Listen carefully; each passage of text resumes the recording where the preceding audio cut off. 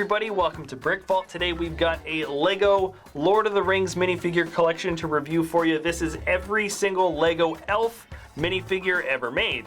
So in this Lego Lord of the Rings collection, all of these elves, 17 in total, came out between the years 2012 and 2015, and just like how the production of the Lord of the Rings and Hobbit movies were so high quality in the way the characters actually looked, it almost feels like that extra special bit of detailing that came from the movie sort of crossed over into the Lego minifigures here, because the prints we have for the elves, well, all the Lord of the Rings characters really, are very, very high quality. So we're going to be going through this collection chronologically from when all of these guys were released, how much they are worth, and what sets they came out in. So let's start with the very first guy from 2012. This is Legolas. Not taking the Hobbit's toys and God.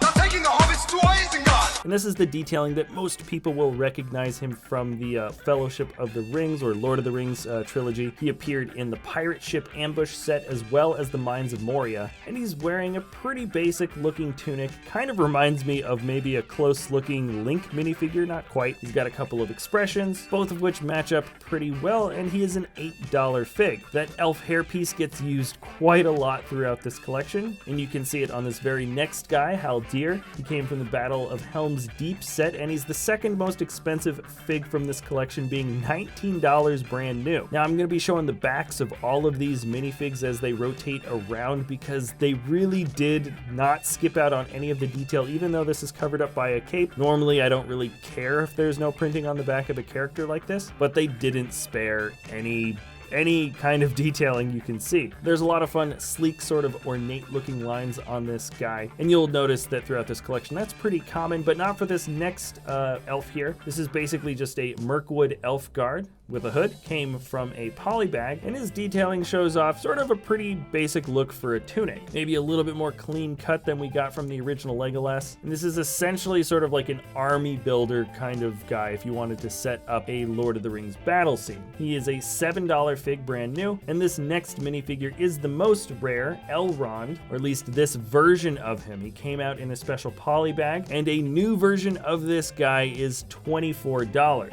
That's pretty intense. And the detailing for him is actually kind of awesome. There's a lot of chainmail going on, great printing that sort of matches down onto the legs. And the parts that make him exclusive are, of course, the printing on the body and legs, the expressions for his face, and the cape only came out on one other Star Wars character as far as I can tell. Definitely a cool version of Elrond. Let's move on to some of the more cheap minifigs. This is Tauriel from the Escape from Mirkwood Spiders set. She's only $5, but that doesn't mean the quality of this character is reduced at all. The dark brown and dark green detailing really is quite intricate, with all the black lines that kind of braid through sort of the whole torso piece and onto the legs. And now we're looking at Legolas Greenleaf. This is him sort of, from the Hobbit series when he's a bit younger. Also from the Escape from Mirkwood Spiders set, but he also came out in a couple others. He too is a $5 fig, and I'm not as big of a fan of just the detailing for him. I don't think the gold arms match up quite as well with the detailing on the chest, but there is no denying that the print is still extremely high quality. The expressions on his face have changed ever so slightly, and let's move on to the last two elves from 2012. They're both Mirkwood elf guards, or sorry, one's an elf guard and the other in red is the Mirkwood elf chief. They both appeared in the Barrel Escape set, easily the most ridiculous scene from, or at least I think was one of the most ridiculous scenes from the Hobbit movie. And you'll see this Mirkwood elf guard shares the same torso piece as the elf guard from the Polybag that we saw earlier, which is understandable why he's $3. I don't know why the chief, which has an exclusive set of prints for both the torso and legs, is still $3. Perhaps this set just wasn't particularly popular. Who knows?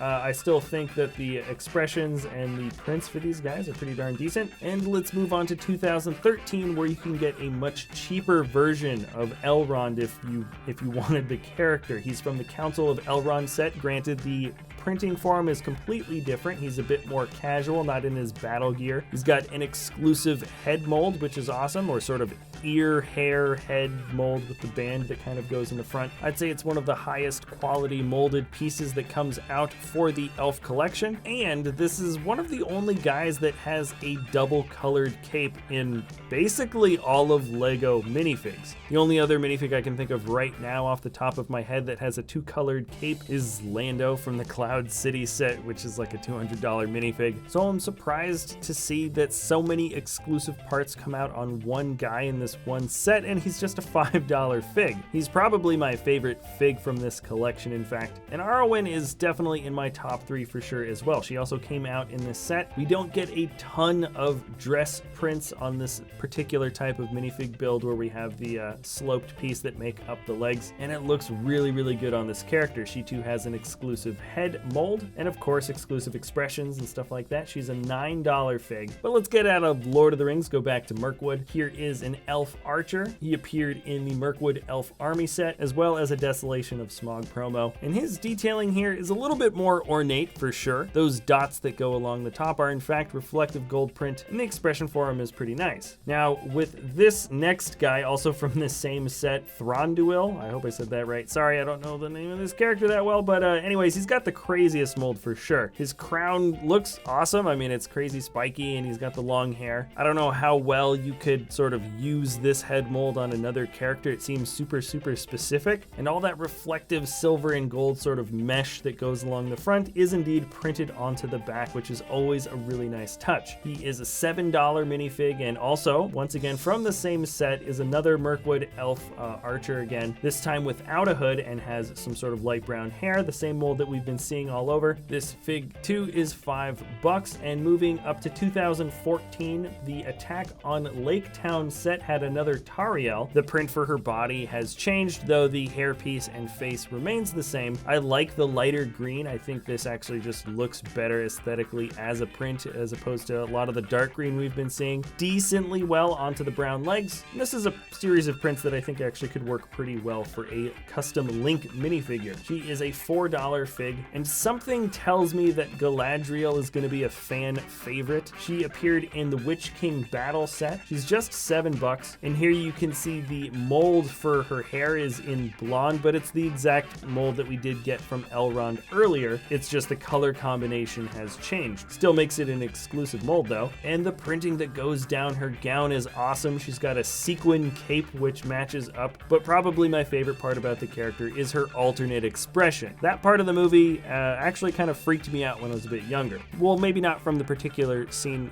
from the set, but when she sort of confronts Frodo, that was just super freaky. Elrond also came too in the Witch King battle, and here the printing is a bit different for his armor, though not that different from the exclusive Polybag version of him. I mean, well, technically it's totally different, but it still is armor nonetheless. He's got himself a tan cape this time, and still just a super solid set of prints. He's $5, and guess what? The very last fig came in 2015, and we're all the way back to the first fig that we talked about. This is Legolas. The hobbits, the hobbits, the hobbits, the hobbits, to Isengard, to Isengard. And it's pretty much the exact same Legolas that we got back in 2012, though this time the expressions for his face have changed. He appeared in a Dimensions set, and it's almost just kind of like a basic series of updated stuff for the face.